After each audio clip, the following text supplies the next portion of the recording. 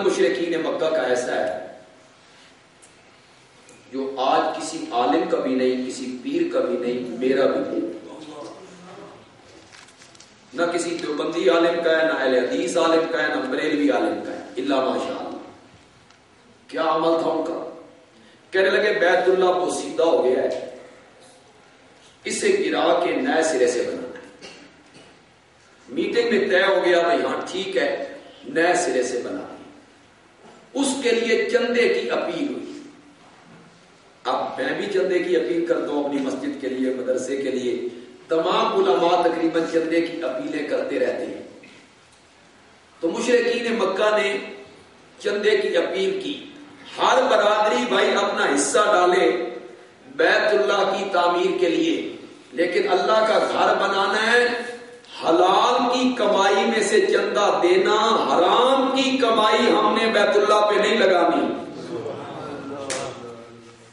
کوئی عالم آج چندہ مانگتے ہوئے یہ شرط لگا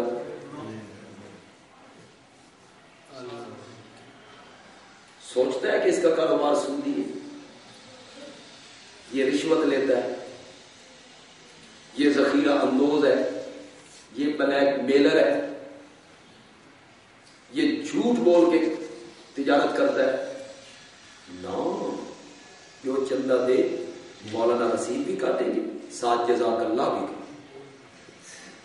اور پٹی بھی پڑیں گے، جزاک اللہ احسن الجزاء اطیب الجزاء۔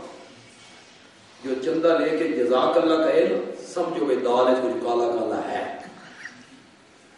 اس کا اپنا حصہ ہے اس میں، ورنہ تو اس کو جزاک اللہ کہنے کی کیا ضرورت ہے؟ جزاک اللہ تو وہ کہے۔ ایک آدمی مجھے چندہ دیتا ہے کہ مولانا یہ چندہ میرا طالب علم پہ خرچ کر دینا، تو ذمہ داری تو مجھ پر ہے، پھنسا تو اس نے مجھے دیا ہے کہ اس کا چندہ میں نے امانت و دیانت سے کسی جگہ پہ خرچ کرنا ہے، تو جزاک اللہ تو اسے کہنا چاہیے کہ مولانا آپ کی مہربانی ہے، یہ میری رقم کسی جگہ پہ خرچ کر، تو جزاک اللہ تو آپ کو کہنا چاہیے جن کے سپرد آپ کر رہے ہیں، بہت بڑی ذمہ داری آپ کو ان پر ڈال رہی ہے۔ اگر اس امانت میں وہ خیانت کریں گے تو قیامت کے دن شکنجہ چڑھے گا، ان مدرسوں کے محتمموں پہ بھی چڑھے گا، تنظیموں اور انجمنوں کے جو سرپرست اور صدر ہوتے ہیں ان پر بھی چڑھے گا، اور مساجد کے جو منتظمین ہیں اور چندوں میں گھپلے کرتے ہیں ان پر بھی چڑھے گا۔ ایک بندے کا معاملہ ہے، لیکن مدرسوں کے جو چندے ہیں اور مساجد کے جو چندے ہیں اور تنظیموں کے جو چندے ہیں، وہ دینے والا ایک نہیں ہے، ہزاروں ہیں۔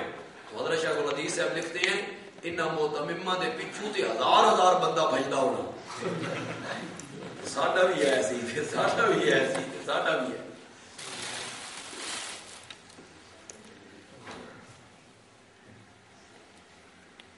جب وہ اللہ کی ذات کے بھی قائل ہیں اور اللہ کی صفات کے بھی قائل ہیں اور اللہ کو پکارتے بھی ہیں، تو ان کا شرک کیا ہے؟ میں مسئلہ الہ کو پھر بیان کروں گا انشاءاللہ، الہ کا مفہوم بیان کروں گا، لیکن یہاں میں ان کا شرک بیان کر دینا چاہتا ہوں تاکہ جو ہم ساری بات کر کے آئے اس کے سمجھنے میں آسانی ہو جائے۔ نکالیے ذرا 11واں پارہ جی۔